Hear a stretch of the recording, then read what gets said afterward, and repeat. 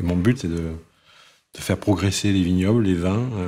On a tout le potentiel pour y arriver, et on va y arriver. C'est difficile, le métier de vigneron. C'est un métier très, très, très dur.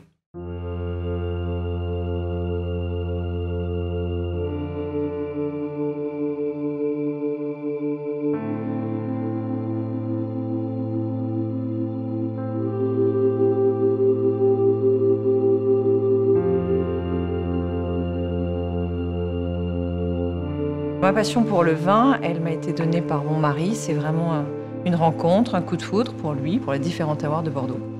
Le château Bardeux est un chai qui a été entièrement repensé, refait il y a environ 5 ans. Et l'idée pour nous était d'intégrer le plus possible la construction dans le paysage. Donc on a essayé d'utiliser toutes les techniques possibles, simples, qui nous permettent d'économiser de l'énergie et d'être le plus respectueux possible. C'est un plaisir, il suffit de se lever tous les matins, tous les jours c'est très différent, il y a des paysages magnifiques. On est dans des lieux magiques, on est à Saint-Émilion. J'aime être dehors, j'aime être au contact de la nature, j'aime être dans chaque parcelle tous les jours pour vérifier, observer, c'est très important. C'est sensuel, oui. C'est idiot, mais pour moi c'est... Voilà, toucher un sol, le travailler, pour moi c'est sensuel. Je fais très attention à mes vignes. Voilà. Mes vignes, c'est ma passion, tout simplement. Et je ne fais pas n'importe quoi. Enfin, je pense en tout cas, ne pas faire n'importe quoi. Ce qu'il y a de magique avec les grands vins, c'est qu'en réalité, on ne cherche pas à faire quelque chose uniquement pour plaire, mais on cherche à exprimer un terroir. Les produits ne sont pas bâtis pour répondre à une demande, ils sont bâtis parce qu'ils sont uniques et ils ont une identité, et après on arrive à trouver un public.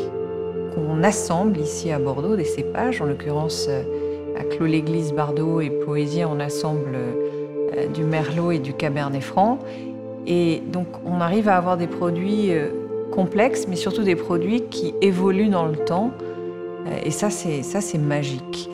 Et donc on apprend en permanence, on apprend de la nature, on apprend des gens, on a un marché qui évolue tout le temps, donc on est tout le temps en train de se remettre en question. Et en plus, ici on n'a qu'un objectif, c'est faire grand. Donc on est obligé en permanence de se réinventer. Il faut que j'ai une émotion lorsque d'abord je regarde mes vignes, ça c'est important, il faut qu'elles soient belles, qu'elles soient équilibrées, que mes raisins soient bons. À partir du moment où je sais que mes raisins sont bons, je sais déjà que mon vin va être de très bonne qualité. L'envie que l'on a, c'est de faire des vins qui soient élégants et qui aient une vraie capacité de vieillir et de se développer, et de se complexifier avec le temps. Tous les jours je goûte, tous les jours, et tous les jours je dois me faire plaisir. Quand moi je prends du plaisir à faire mon vin, je sais que les gens auront du plaisir à le boire.